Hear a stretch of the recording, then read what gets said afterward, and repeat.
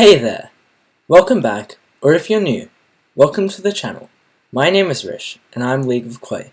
Here on this channel I make all things great and small, and today I am going to be creating a monstrous Pac-Man fighting a monstrous ghost over its gravestone. So first we can start off by rolling up a ball of aluminium foil to save down on clay and make our Pac-Man hollow so we can add the details inside the mouth later on. Then we can carve out the mouth using the scalpel, and then make all of Pac-Man's face wrinkles using some worms of clay stuck on and blend it into the face to make them nice and smooth.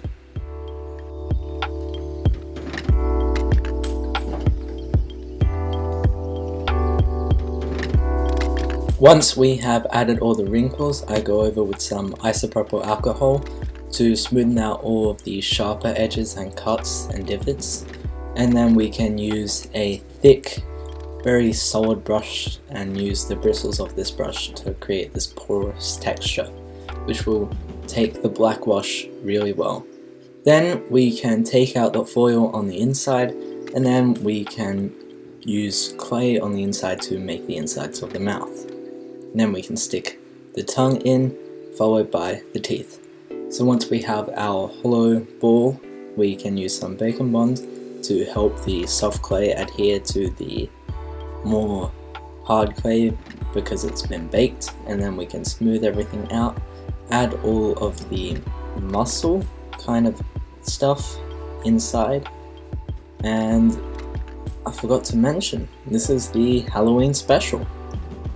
So you will see variations of different filters such as this one throughout the video, and I really hope you guys like it. I certainly didn't, because it was very strange thing happening to me while I was sculpting, of course. But then we can just add all of the mouth textures because I just carried on through the black and white, and now I'm a comic. And then we jam some wire into a coiled up piece of clay to create the tongue, before creating the tongue slit and texturing and adding all of the shapes and cuts and divots into the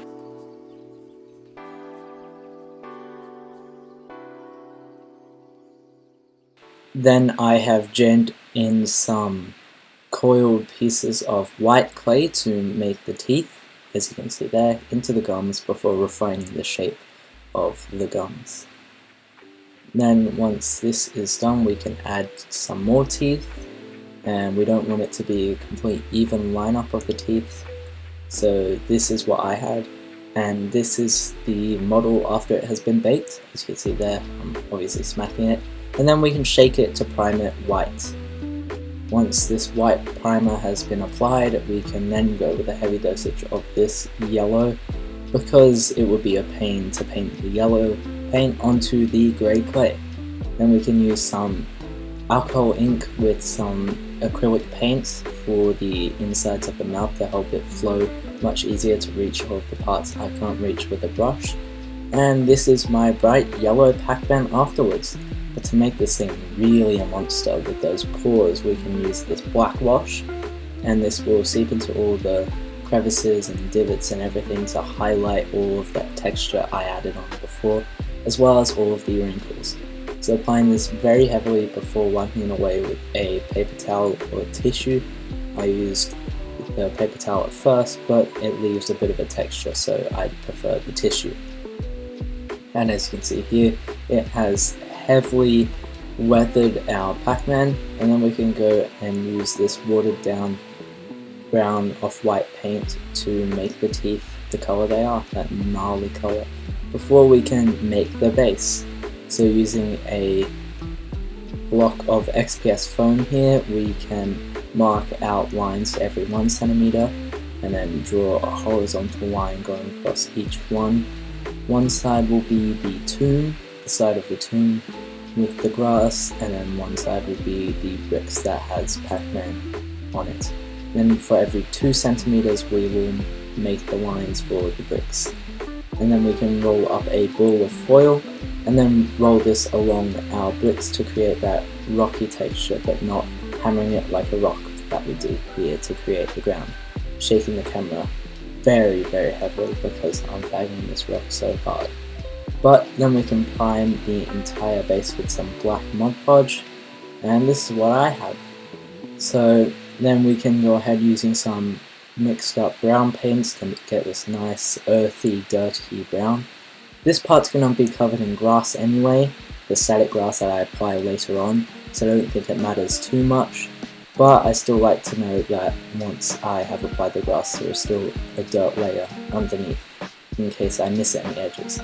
Then using a Stonewall Grey to paint the bricks before adding different colours, so using some bone whites and some mixtures of browns and greys, before using a dry brush to highlight all of the higher recesses and areas on the dirt base, and then just working our way up from a dark brown to a light bone white before giving everything a black wash.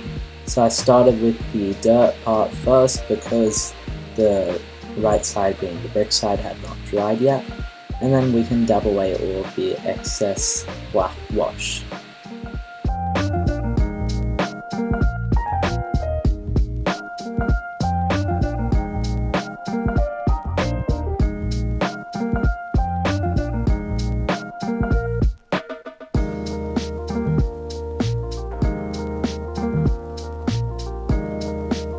Once all of the black wash has been applied, I can then use this black foam board I had, took off the skins from both sides, and then I cut out 3 sections of this same piece to create the tombstone, which I used this black Mod Podge to glue together. In between these, using some tape around it, and then I'll cover the entire thing with the Mod Podge to prime it later. Then making an outline of where the tombstone would go, and then making a gravel outline around that. So using some little gravel I had in my garden, and then we can use the static grass applicator using some dead grass and some common grass and mixing them together. Most of it's dead, and then some of it's the common because you can't see the color in here. I just thought I'd add those little texts there.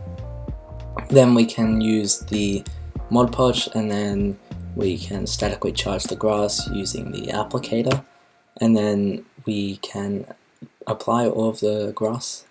Then we attach this forest color, this dark green, just going over any of the bits that might not have been touched by grass at all to lighten up the area, and then adding some little tufts of grass on the brick end to make it a more natural environment for our 2 figures to go on.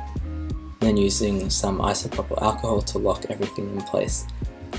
Here we have a paintbrush with some red paint that I flick onto the Pac-Man and then jab some little blood spots to simulate the effect of a monster that has devoured its victim, which is now coming out of the grave.